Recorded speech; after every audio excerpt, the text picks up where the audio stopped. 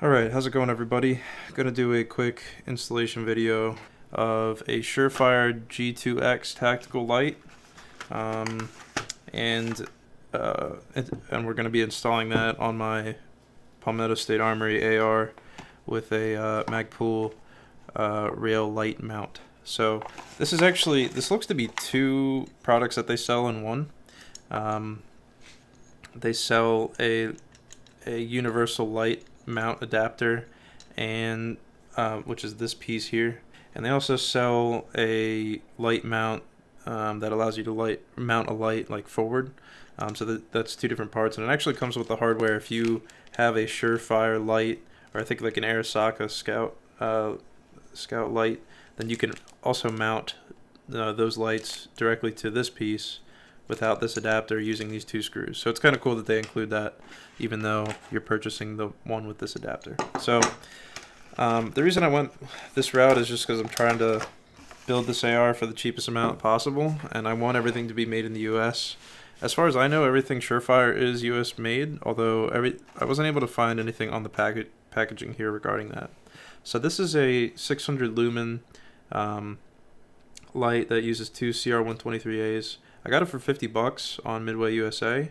It's usually listed around 70, something like that.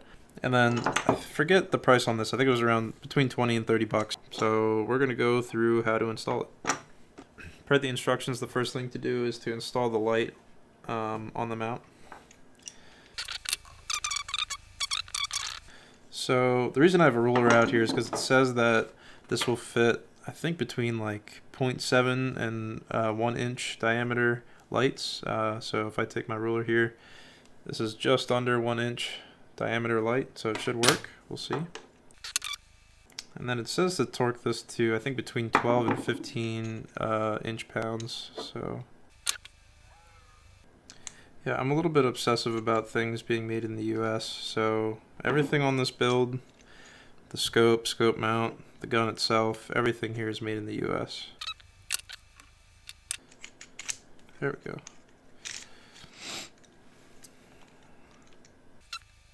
Gonna be mounting this to the left side of the gun, and the way these are named, they're named as like left side and right side mount. That's if you're positioning the light above the barrel. So this is a left side mount, so the light's gonna be above the barrel on the left side. It'd be below the barrel on the right side if you were to mount it on the right side of the gun. So that's what that left side right side thing means.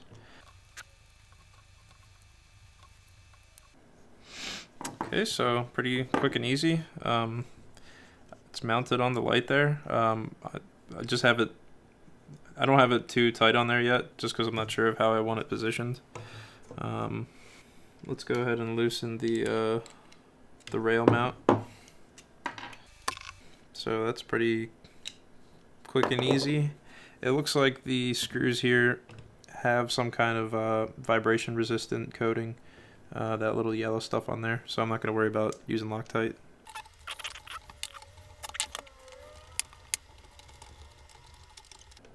Okay, so just giving that a brief tighten down. Pretty good position. I have good access. I might bring it back one notch on the rail, but right where it's at, it gives me good clearance to get a nice C-clamp on the gun. As you can see, space is kind of tight on this thing. I have a huge scope for an AR. This is my first AR build, and I wanted something that could be effective at range, so I went with this scope. So kind of limits my options a little bit. But one thing I forgot to do before I mount this is weigh it. So this comes out to 195 grams. Let's go ounces.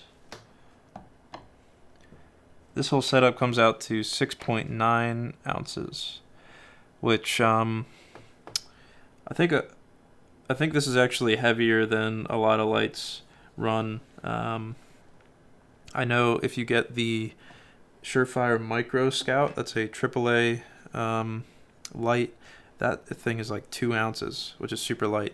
This is a little bit heavier, but this is $160 cheaper, actually more than that, $180 cheaper for this light here, and the mount included, the way I purchased it anyhow, the light was on sale for $50, and this is also 600 lumens versus 300 lumens. So yeah. I guess the only question is, this isn't touted or advertised as a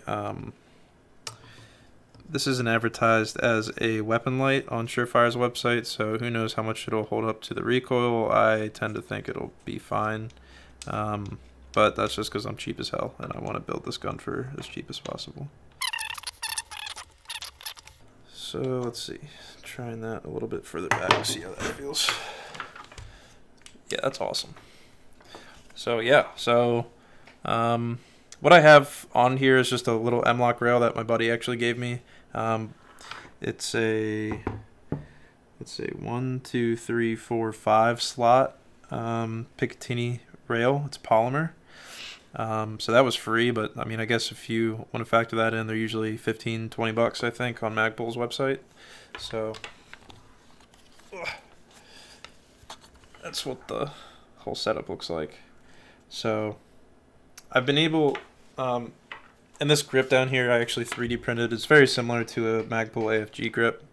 I would recommend probably going with one of those. If you're into this kind of style of grip, check out the one AFG grip that they have. But yeah, overall, I'm super happy with how comfortable this feels. I am having to, my hand is going over this bit here, but it's actually kind of giving me something substantial to hold on to. This PSA rail is very thin, so I like it. Take care, guys. Thanks for watching.